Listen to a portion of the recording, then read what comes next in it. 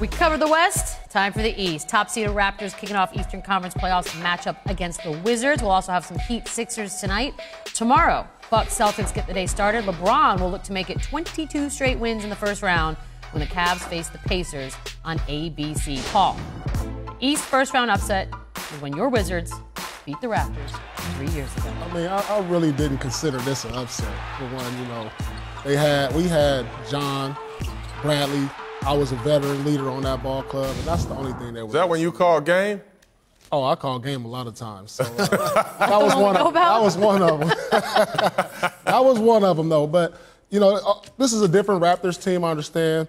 And the thing that the Wizards were missing was a veteran presence like myself. Now, John and Bradley have grown into those veterans now, and they're ready to take the next step. This may be the best eighth seed we've seen in a long time. You got good enough for the upset? Yeah, they're good enough for the All-Star. They have 2 All-Stars on their team. You know, how many eighth seeds carry 2 All-Stars? And so they have enough. They have depth with Marcin Gortat, Otto Porter. He's a great addition. And John Wall is back healthy, right in time. You know, if John Wall had been healthy all year long, this probably wouldn't have been an 8th seed team. Paul, well, I mean, people argued that. Yeah, to me, you can't be good if you're 8th seed, Paul. Correct. And also, I want to get back to something. I appreciate your humility, but what made it an upset is because in the 4-5 series, one team shouldn't get swept.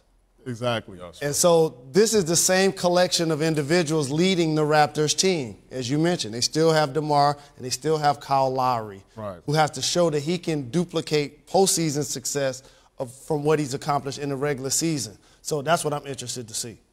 For me, I wouldn't say that it's a likely upset to me in the East, but I think I'm going with the Heat, guys. Really? I think I'm going with the Heat. Over the Sixers. Over the hot Sixers, yes. Who are you anymore, Sorry, I've been doing a little studying over the last couple of days. They split the season series.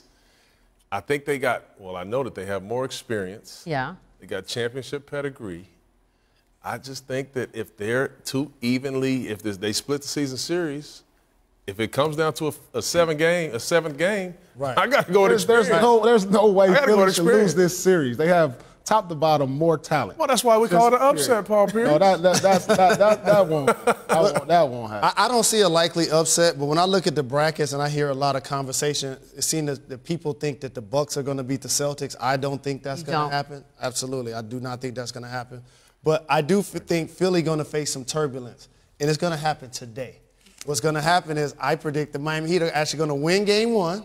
I think Philly's going to win the series. And then you welcome Joel Embiid back. Which is another adjustment. Absolutely. Make. No question about it. Fair and then that's their adversity to me that now helps carry Philly to the conference finals, which I think we have yet to see. Thanks, guys. I need a guy who's under the most pressure out of the East. Let me see. LeBron James. There's only one guy. It's only one. Y'all taking the low-hanging fruit, guys. Here's why, Chauncey. Whoever makes it to the conference finals to play against the Cavs is going to celebrate their season.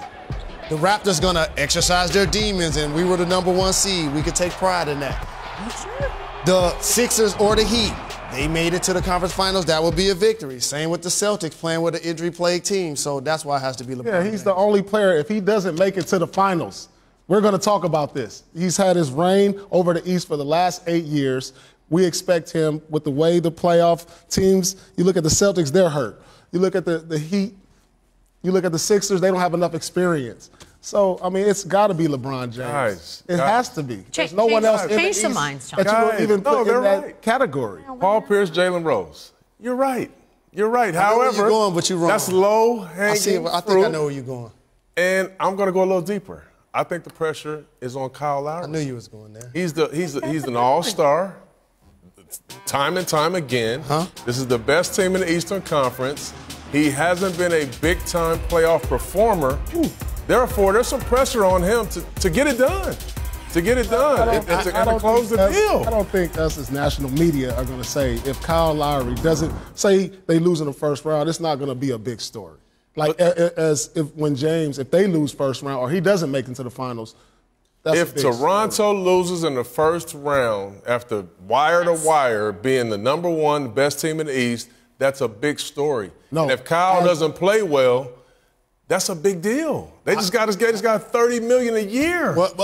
That's a big deal. That to me is why I don't believe he's under the most pressure because He played bad in last year's playoffs and still got his money. Yeah. If he didn't get paid and then he played like that this year, I would ride with you on that. But y'all taking the low-hanging fruit. I feel like you guys LeBron forgot, James? though, also the Heat.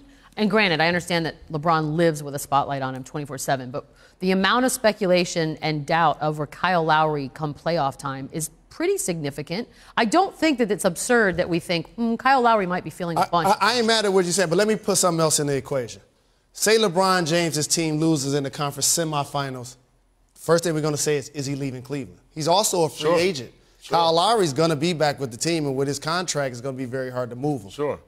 And like I said, you guys are right. I mean, LeBron, the most pressure for sure is on LeBron, but I mean, I think Kyle. 1A. And I think Kyle's maybe 1A. And he's going to ball today. And I got a small wager with this young man over here today because the Toronto Raptors will break the cycle and win Game 1. Will go on okay, we'll get to that. In Game 1. We got more.